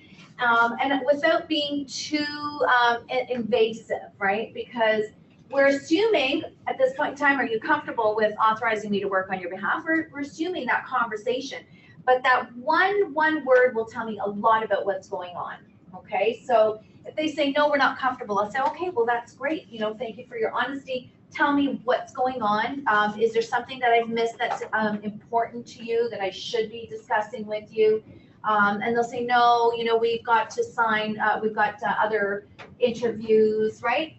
Either way, you don't walk away with the question mark of what is going on. You walk away knowing what you're up against. And you could maybe figure out what is disturbing them at that time and then get them to sign the paperwork, okay? I have a question. What do you do in a situation where the client have come to, you look to the property and the client, you've come to a decision that a mutual agreement that the client will do some cosmetic work to the property, painting and perhaps replacing the appliance. What do you do in terms of listing, in terms of at that time to actually listing it on the MLS? Like, how do you go about that? What do you mean? So I'm saying, they're gonna list with you. Right. But there's gonna be a gap between that meeting and you coming to agreement that you are gonna be listing, but there'll be a time period where they're going to be doing cosmetic improvements to the property. Okay. And then it'll be. So now help me understand. So let's say I'm the seller and you're my agent. Have we signed the document with a contract date of today and a commencement date of 2 weeks so I can do all those alterations? That is ideally how you'll approach it. You will sign it as of that Right. date. but you'll have a commencement date that takes into consideration the timeframe required Yes. for the renovations. Yes, and for the 2 weeks, you will have an exclusive listing. Yeah. Okay, does everybody understand that? Right? So if I don't have that exclusive listing for the 2 weeks, so let's say, Zane is my agent and we signed the contract, yesterday, and I've given him until, let's say, March 15th. Okay, the commencement of our agreement with Zane is until March 15th. But I don't have an exclusive with him in between. So Vadim door knocks and says, oh, I've got a client that's just come in from, I don't know, Russia, and they've got to move their family over, and they're willing to spend, pay you blah, blah, blah, $2 million for your home, which is, you know, 200,000 extra than what Zane said I could get. Can I sell my home to Vadim? Yes, you Yes, I can. And poor Zane, because now he started to do all this work, right? Now, really, one would hope that the client would say, hey, Zane is my agent, Vadim, do the deal through, you know, through Zane. That's what one would hope a consumer would do. But you're right, hope, exactly. Yeah, it is, right? And they might not know any different. They might, you know, or they might do it on purpose. They may not do it on purpose. I don't know. But the key is for us to be cautious with what we're doing. Yes. Another tool that I use when it comes to exclusive is I introduce them to Broker Bay. Yes. So that way I can let them know that they're getting the exposure Sure ahead you of time. can. And you can also do coming soon. Put a sign up with coming soon on there, and that will start drudging up the activity while they get their stuff organized. Excellent. So the idea is really for my benefit, that I get them to sign that. Yeah, and the commencement date. Yeah. You have an exclusive for the 2 weeks. Exactly. So it's the maximum period, is there such a thing as an exclusive period that goes beyond 2 weeks? No, which is interesting. I actually had one time a complaint that the coming soon had been there for like 6 months. Oh, that's too long. And sure it is, but you know what? Rico at that time didn't say anything about it. They were like, nope, there's no time constraints. Now it's like 2 weeks. I don't think so. No, No, Could be I- agency. I I just wouldn't put a sign I know. if it's going to be 6 months. Well, you know what, clearly it's a technique, right? The property is probably never going to be for sale. You know, so it's clearly a technique to just get sign calls, right? But yeah, Rico doesn't have any provisions for that. Like, you're totally fine to do that. Oh my God, please don't do it for your properties and leave it on there for a year now. Just No, I just want to ask the people, have they used Broker Bay before and they found it? Good question. It is, because the other colleagues, they see them. From that point, I got. Did you get calls? Yeah. Excellent. Yeah, I'm hearing good things about it. And there are almost 15 brokerages. Yes, yeah. And it's not just every brokerage that is on Brokers Bay. It's a handful of top agents. Yeah, it's a handful. And I think in some cases, it's not even a brokerage. It might be just an agent in some cases. So, yeah. Broker Bay, you mean the stuff that we get on our website? Yes. Yeah, it's a database of brokerages, and it's just a handful. Yeah, I remember when I joined the brokerage last September, there was a training session. Yeah, oh my goodness. It's been that long, eh? All right, so let's talk about, now before I go on, because that should have shown up here, they accidentally gave me the wrong listings, the wrong PowerPoint presentation. So what was also on here is TMO, okay, when it comes to the presentation. Because at the time of your presentation, because the market has changed, we do need to have an open conversation about TMO, okay, when it comes around pricing. Because what you were saying earlier is on the forefront of everybody's mind. We need to be educating our sellers because the prices have changed so much and they're erratic. And last summer is really not indicative of what homes should be selling for, and neither was last fall. Because in some cases, what people were doing is they had purchased a property, they listed their home, the market changed from a seller's market to a buyer's market, the prices dropped and people had purchased for a lot higher. And a lot of people were now fire saling their homes. It was a very, very challenging market for sellers, buyers, and realtors. It was really, and in some cases it was really tragic.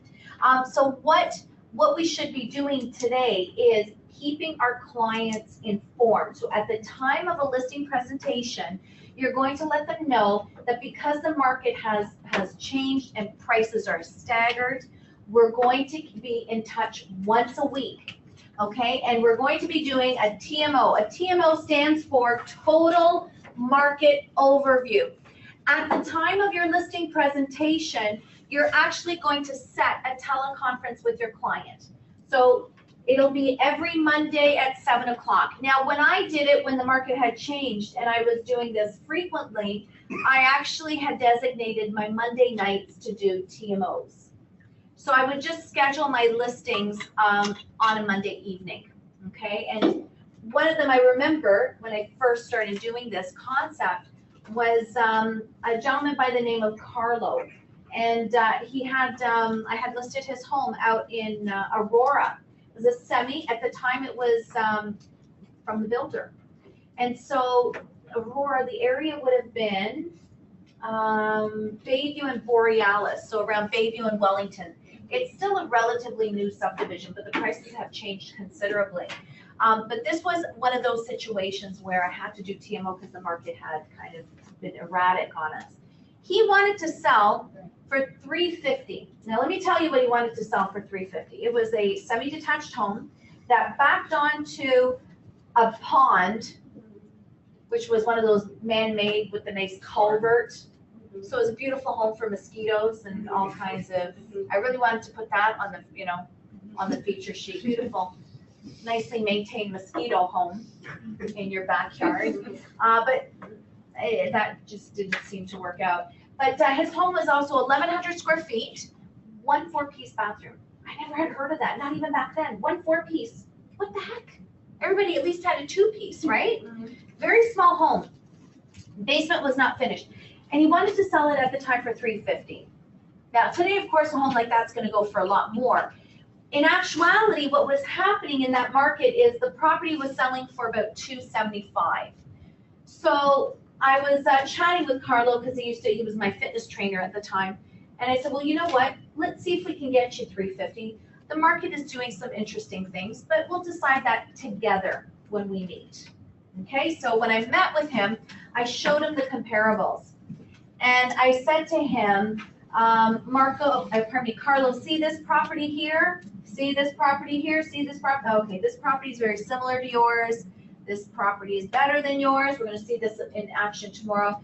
And this property is exactly like yours. Okay, and then after I showed him all of the solds and all of the competition that was out there, I said, Carlo, based on these facts here, where do you feel we should be pricing your home? And he said to me, oh, he goes, I get it. $350 is too much. He goes, but I still would like to try for maybe about $300. Can we give that a go? And I said, well, okay, maybe we can give it a go at maybe $289. We can push it a little bit. And I wish he had listened to me. Because had he listened to me, I would have made him $10,000 more. The market would have allowed me that space to do it. But he didn't listen to me. We ended up staying on the market for a couple of months, maybe 2-3 months at the time. And it was difficult for me because I wanted to shake him and say, listen to me. But the thing is I couldn't because I'm taking instructions from him and I'm educating him at the same time, right? And I'm still giving him my thoughts about what should be happening.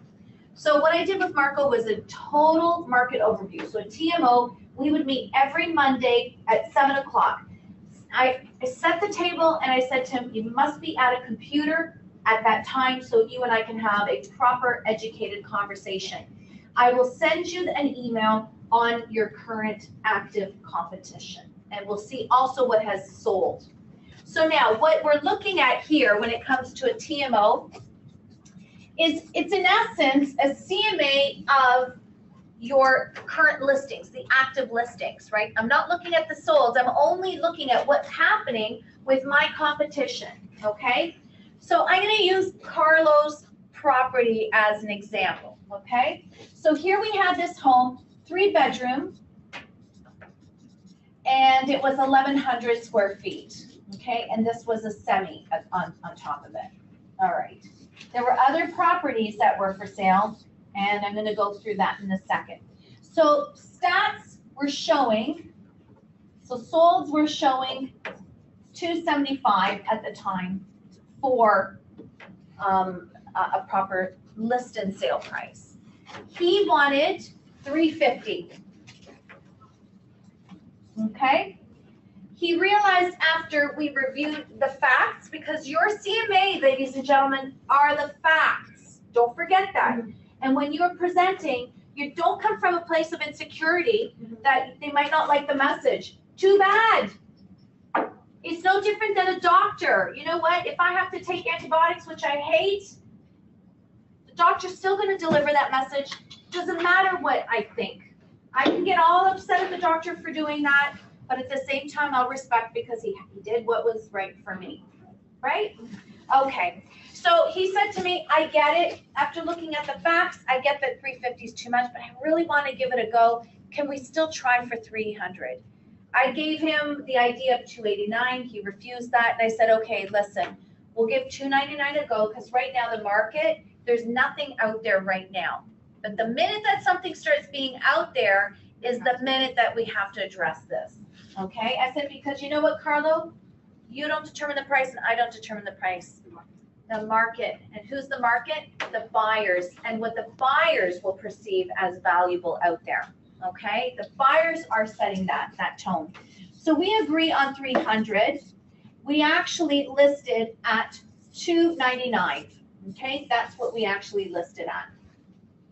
So every Monday, 7 o'clock, I'd call Carlo up. I'd send the currents off. The first week, what we found was very similar to when I had listed the property. So there was really not too much discussion, okay? So what we did have, though, the second week is a property like his at 1,100 square feet, listed exactly 3-bedroom, listed for 279. I'm in trouble. I'm in trouble. For 289, what was listed was a 1,600 square foot home. You see where this is going, right? And then there was, I think, something even larger. I can't remember what it was, and they were listed at 299. It was something like it was like 1,900 square feet. I can't even remember what it was. But this is what was happening. So now I don't say, oh my God, we've got to lower the price, or oh my God, we have to do, lower the price, do a price adjustment. I don't even say any of that. I just say, Carlo, you're a buyer. Remove your seller cap on for just for a moment. Remove that cap, okay? You're a buyer. What do you choose? You have to find the value. You're looking at your home. You're looking at these other ones. If I have to spend $299, which home am I choosing? Yours or another one of these? I'd be choosing this one, right? And he says, oh, I get it, Sandra, I get it, but I still want to try. Oh, okay. I said to him, no problem. I said, I do strongly recommend, though, that we do adjust the price. He says, I understand. He goes, give me a little bit longer. I really want to give it a go. I said, okay, no problem. Eventually, this comes off the market, thank God. And then this sells as well, and this sold for $275. Okay, so we're off the market, and it sells for $275. So now it starts being where it's this property and another one that really wasn't that comparable. I said to him again, so now that was the second week of our TMO, 3 weeks into the listing. And I said to him, Carlo, you're the buyer. Which home do you choose? And week after week, he chose someone else's home for value. And he kept saying, I get it. I still just want to give it a go. And eventually, I do get him to adjust the price. And eventually, I sold the property. And we sold the property for, any guess? $275. And Carlo was happy, which blows me away. Why was he happy? Why was he okay with 275? They made money. He decided back in. He decided, what was that, Arvin? He made money. He still made money, and I also prepared him all along, and I included him. So I didn't tell him he was gonna sell for 275. It's exactly what you were saying. He was part of that decision process. Because you know what, more often than not, what happens is we're taking a look at the market. We see it every day. We know what's going on, and we take a look at a property, and we can even just give an assessment like that without even doing a CMA, right? The CMA is not for us. CMA is for our clients to help them, educate them, right? The TMO is not for us either. It's to involve our clients because they don't see what we see. And it hit me like a boom, like when in that market way back, because I was having difficulty and people were thinking I was taking money from them. And then it hit me, shoot, I gotta do this differently. I can't do it like this because people are upset. So what's the main thing? What's going on here? So I started assessing what's actually what's happening with the market. What are people, I put myself in their shoes and then I realized, there it is. I feel comfortable with what's going on because I see it day in, day out, but they don't see. And then all of a sudden they see me, the big bad realtor, telling them what to do. So that it was at that point that I thought, okay. And I came up with the TMO, Total Market Overview. So when you do this with your clients, you include them in the process. Yes. Do you do this like on the spot on the listing presentation? Yes, at the time of the listing presentation, I tell them as part of the things that I do. So we have here marketing plan, marketing materials, and unique selling proposition. Part of my unique selling proposition is my TMO, okay? What I do that most realtors won't do is I will teleconference with you once a week. You will need to be at your computer and I will need your undivided attention. And we're gonna go through what your competition is doing and how your property stands in today's market. Okay? So, Sandra, if there's no activity on the site, do You still? just say, no activity, All right, no activity. still- Yeah, because in some cases, sometimes it's not about the price, it's about how many buyers are actually interested in that property. You know, when a home shows well, and it's that typical home, you know, that most buyers are attracted to, then it becomes easier to sell. But when you're dealing with a property that is unique, maybe it needs to be fixed up. You know, maybe it's an as-is property. Then all of a sudden, the number of buyers is lowered, right? Or it could be a property that's maybe a luxury property. I'm getting ready, oh my goodness, within this year, and I'm cringing to some extent, I gotta list my parents' home. And their home is huge. And my dad is going mental, cleaning it, decluttering, finishing the basement, redoing the kitchen. And I know that they're gonna wanna ask $4 million on the property. I can already see where they're going, okay? Now the home is 7,000 square feet. It's a beautiful home. The lot size is 100 by 165. Beautiful. They got a gorgeous home. And it's nestled in Heritage Estates in Richmond Hill. Except the rest of the homes are not that size. And your average home in Heritage Estates is selling for 1.7, 2 million. That's about the going rate. So here we come, and we're gonna now do 4 million. And I said to them back then, I'm like, don't renovate, leave it alone. Let's just sell it. I can sell it eyes closed, 2 million in its condition. Right, in its condition. I might even be able to get 2.5 million, right? In its condition, but no, now they're fixing it up and I'm going, okay, that's what we do in my culture. I do the sign of the cross. And I'm hoping it's gonna work because I can already foresee what's gonna happen. We're the nicest home on the street. And so in a situation like that, all it's gonna do is take time. It's gonna take time, because I gotta find someone who's gonna appreciate that home. And my number of buyers is a small little handful, right? But if I had left it where it needed a little bit of updating and the price was down, 7,000 square foot home for 2 million that maybe needs, you know, some updating, I would have had a ton of buyers.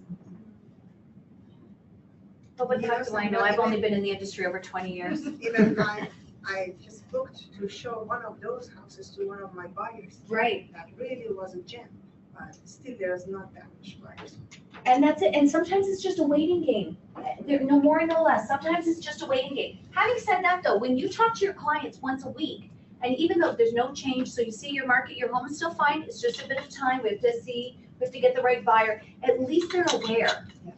The other way around, time stands still, right? And so 1 week for them feels like 30 years, and they're texting you and calling you every 5 minutes. Oh, I saw someone stop outside the house. Did they call you? Oh, right? But even the number of agents coming through the homes has gone down quite a bit. Oh, big time. This is it's a normal market. Yeah. This is a normal market, which I know is absurd, for me to say, but this is normal. What was happening last spring is not normal, or even in the years prior, because people had to make decisions quickly, right? I always joke, I take more time to purchase a blouse than people were purchasing these huge investments. Like, that's not cool. Come on. Did you have a comment? I saw a hand. Yes, Mo. So even if like your, let's say the market price of home is 1.5 mil, and Yes. they want to list it for 1.8. It's like, you just say like, even when you do Take the it. TMO and do everything, you just say, just do it. Yep, just take it, and they will see by themselves without you saying anything that they're overpriced. So they'll learn for themselves. That's right. And you know what? At least then they can make proper decisions for themselves. Like, if the property is overpriced, at least they're aware of it. And they might be comfortable. Like, look in my case, like Carlo. He was totally fine. I get it. He goes, you're right. I get it. I see where you're going. I get it, but I still want to give it a go. And I said, okay, no problem. I respected that. When I ended up selling it and I sold it for $275, he was still happy because I kept him informed. I didn't keep him in behind the scenes, behind a black curtain, and only show up every so often to say, oh, I got this, I got to change the price, or oh, I got a showing. But that's what happens, right? And then we close that black curtain and we go off and do our work, and they have no idea what we're doing. And in this market in particular, when there's time, incubation time for the home to sell, we have to stay, in touch with our clients. We have to keep them informed. Now, with your listing in particular, because I did promise we were going to use it. Yeah. Let's talk about that. Well, I mean, basically, it's a semi-detached home in Aurora, Mhm. and compared to what is in the area, Is Carlos selling again? they do have the nicest. They've gotten everything done to this home. Wow. Okay. Maintenance-wise, the only thing they don't have is a finished basement, but it is a walkout. Okay. And we've lowered it already. It was Okay. listed at $789, which I knew was too high. So we did bring it down to $749. Mhm. And where should it be at with the market? I think it's where it should be because of in the area, what has been selling, like I said, they're selling lower, but the homes need a lot of work. Right. Right. This one, the only thing that it needs is the basement. Okay. But we're not getting any And, offers. and We how did long? get one offer, but it was very low. Came in at 700 And when did that happen? 2 weeks ago. And how long have you had the listing?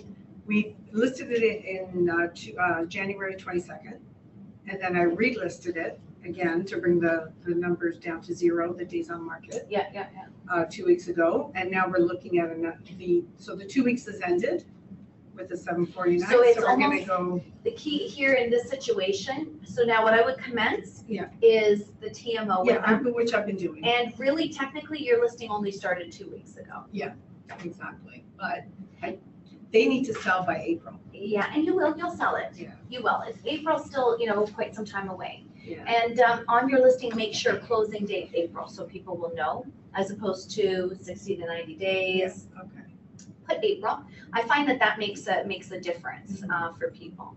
But yeah, it's as if. So you have a little bit of catch up to do with your clients, but when you commence the TMO, you will already start putting them at ease. Yeah, I've been doing that. Good. Every week. Good, excellent. And making sure that they put their buyer's hat on. This is really important because they don't. They still are like, yeah, but my home is this, my home is that. And then I joke with them, I say, you're a buyer right now. Take yourself away, emotional attachments away from your home. You're a buyer right now. Look at your home like you're a buyer. And it's hard sometimes, but I always joke with them, you got your seller hat back on, put your buyer hat on. Yeah. So it's a lot, it's almost like we toggle, what we do as salespeople is like so much, there's a good amount of therapy that we do in there. Lots of counseling. It's yeah, what we do is public service. Probably, 70% of what we do is public service, right? And the rest is actually selling. So this is important, but hang in there because what happens too is we get frustrated. Oh, I know. Or we start to panic. We start to doubt. Right. And it's like, oh my goodness. Oh, I tell you. I mean, I can tell you all kinds of funny stories when I'm selling full time.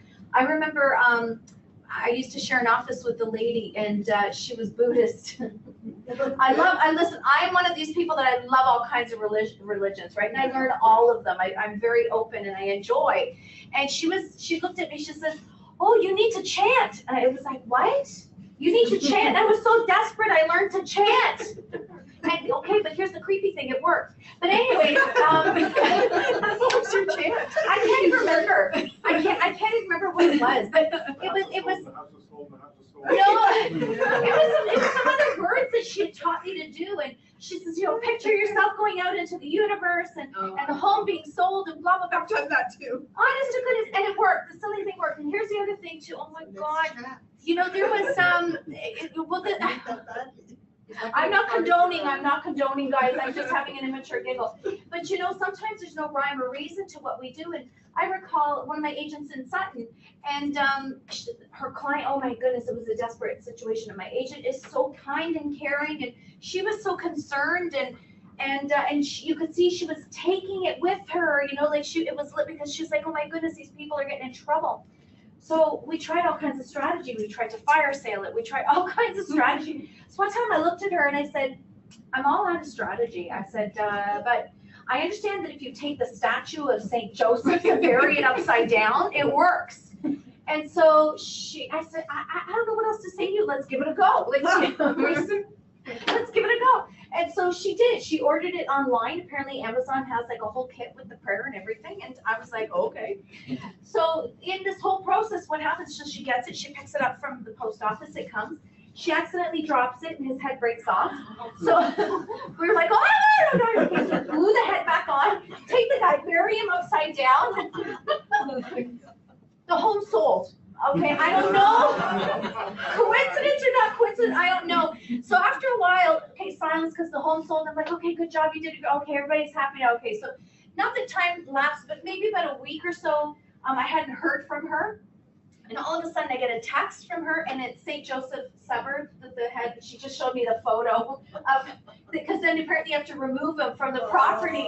And so it was just the photo of the statue, decapitated statue. But I mean, we're having a bit of an immature giggle, but the key here is, and I'm huge on energy. I really am. And we really need to be careful about the energy that we're putting out there, because if we start to panic, our clients are going to panic. And then all this other stuff is going to start happening too, right? And we really need to hold firm. We need to be leaders, and we need to make sure, but they're in a place of insecurity. And then can you imagine, we show up in a place of doubt or insecurity? Oh my God, disaster, So we have to remember to be leaders all the time. So hang in there, because it's nerve-wracking. I get it. But technically, just to reset your mind, your listing started 2 weeks ago. Yeah. That's what I keep telling them as well. You've just been on the market for 2 weeks. Good. And that's all you have to do is just keep reminding them, you will sell it. Yeah. It will sell. All right. And thank you. Thank you for allowing us to use that today, because this is happening. It's happening quite a bit. Yes, Mo? Is it good USP, like if you're operating like other businesses, if you have partnerships with other businesses, is that a good USP or no? It depends what type of businesses. Okay. But sure can. Networking. Right? What you want to show is that you have an extensive network, but it depends on the other businesses that you have, right? So if your businesses expand your network, then yes. If your business elevates your credibility, then yes, you want to do that, okay? But if one of your businesses is a stag shop and you've got a huge database, you might want to zip it because it won't heighten your credibility. All right, excellent though, excellent questions. Anybody else? Anybody else have a situation that they maybe want to bring to the forefront for us to discuss? Any challenges or experiences? Yes. Can you elaborate on number 3? Oh, that's not what I was asking, but sure. No, I was just thinking, so. I'm only teasing, I'd be happy to. Elaborating on number 3 really is talking about branding, okay? And so when it comes to branding, and that's an excellent question, I am glad you raised it. What do we do for a living? We sell, right? Well, let's not go through the structure that Coach Sandra teaches you. We're gonna leave that for another day. But we do sell, right? So all the training that we've gotten from OREA and the colleges that we might have attended, what are we learning? To sell a home, right? Everything that's involved in selling a home. Is it that easy to obtain the product? No. Not at all. I like Mo with a little bit of pain in your voice, not at all. What we have to do is sell ourselves first. Then we can obtain the product that we've been trained to sell, and now we can be a realtor.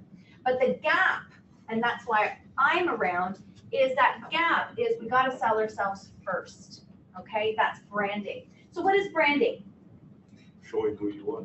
Exactly, it tells a story about who you are, right? What is marketing?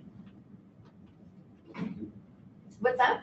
It's what you do. It's what you do, right? That's What's your ways of selling? it's the product. It's a little more concrete, right? So this is what we do. We brand ourselves, we sell ourselves, we obtain the product, now we can market.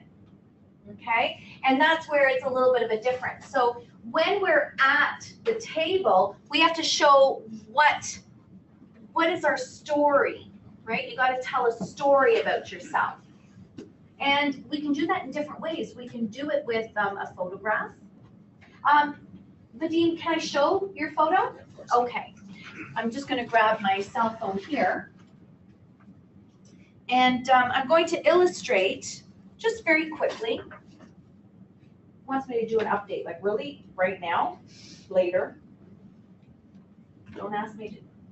Oh, just stop. You want me to open it? They don't come. Whoever gets it first. It's a race. Who's going to do it first? You got it. Of course. Half my age. I thought you were 22. I am, in my mind. That makes it 11. Do you have it, seriously? Which one is it? Like, is this one? I'm going to, I think the internet is, yeah, here. Or do you have all of yours there? Oh, no, I got them. Okay. The internet is a little bit slow for me today. I've got a few. I'm going to do. This is my favorite. Yeah, that one's fun. I've got a couple. I'm just going to see if it'll let me zoom. So we just did a branding session with Vadim. And does anybody know Vadim personally? Okay, good. So you don't know how long he's been in the industry. Can someone tell me how long Vadim's been in the business? Less than a year. What does that photo tell you?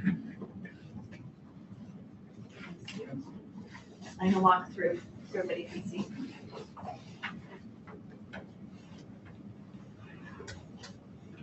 If the screen goes dark, tell me. He looks very experienced. Successful. Looks like a mafia. Thank you. I still do Russian. So. I like what Zane said better, successful, because mafia is successful too. Okay. So tell me, what do you? First thing I noticed was the chair.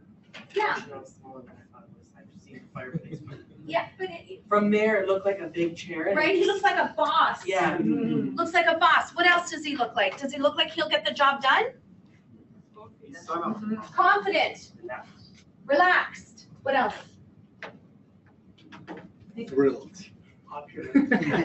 Handsome. Popular. Who says? I said opulent. Opulent. Okay. What does that even mean? Stop. You look stop. Okay. Right? Does he look like he'll get the job done? Yeah, good picture. Right? And there's an example of branding right there. Nobody said anything, I just showed you a photo. But just that photo in itself automatically starts building what he is or who he is in the mind of the seller, right? I'd hire him. Vadim, how long have you been in the industry? 3 months. Oh, wow. Did that come across in this photo? No. Right? Branding, and there it is, okay? So it tells a story about you. And the way that you present yourself, it's part of, when it comes to branding, impression management is huge, okay? But now, take a look at Vadim, he's still well dressed, right?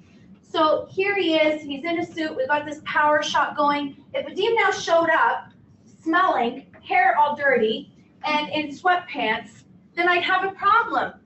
Because what he's selling and who he actually is two different things. So your branding, very nice. Look at that, he wants to show, go ahead, show it off. I'm a jealous guy. Come up here. Okay, show everybody. How, let's do that. Ooh. Looks good. That's too funny about with my reaction too, look at the muscles, eh? Thank you, Mo. Okay, anybody else? I'm hiring. That's no fair, you guys share an office. But you know what, the photo is extremely important, right? I mean, if you want to use a photo, if you don't want to use a photo, then we've got to use other things to do impression management. It's very important. So does that answer your question about what this is? On top of it now, because the thing is, impression management is how good you are at what you do, okay? So we have seconds to prove that we are sharp as a tack, right? And that we know what we're doing, we'll get the job done. Here's what's interesting. When you meet, though, a person and now there's thin slicing through you, okay? There was a study done in Harvard. When I'm looking at you or you're looking at me as your coach, you're going to look at me and say, is she trustworthy? Can I trust her? Is she actually going to do what she says she's going to do? And what's in it for me? That's what you guys look at when you look at me, right? No. Right? Yeah. No. I said, I'm thinking, oh, she's. Oh, thank you, sir. But the thing is, though, that's what a client is looking at when they're looking at you. So your branding has to address those things. Sharp as a tack. Does this guy know what he's doing? Not only that, can I trust them? Is he going to get the job done? And what's in it for me? Okay? So your unique selling proposition has to have all of that tied into it. Excellent. Any other questions for me, guys? Anybody want to show off photos? I'm totally game. Anybody else? Show and tell? I'm totally fine with that. Any other questions for me? Thank you. What is tomorrow? Tomorrow is the role play. So I need someone to be a seller. Oh my God, since you asked, I'm going to get you to be my seller. Are you coming tomorrow? Hopefully, I have showing in the morning. Mississauga, but if I'm fortunate, I'll be here. Okay, and then because what I need someone who's definitely going to be here tomorrow. I'll be self. You want? Oh yeah. Oh God, we role play well together. Yeah, okay, so we'll do that. But just behave yourself. What are the photo guys? What's that? One of the photo guys. One of the photo guys. So tomorrow's going to be a role play. So what I'm going to actually do is show you how I do a listing presentation. Now, one thing I want to tell you guys is I'm planting seeds. Okay, I'm giving you my thoughts. I'm giving you strategies that have worked for me, worked for other agents. And tomorrow I'm going to show you how I do it. There are some strategies that I want you to walk away with. There's some closing techniques that I want you to walk away with. But I want you to also recognize that that's my style, okay? So when it comes to my style, that's one thing. I want you to make it yours, but do walk away with, with the strategy that I'm showing you guys, okay? Awesome. All right, well, if there's no other questions,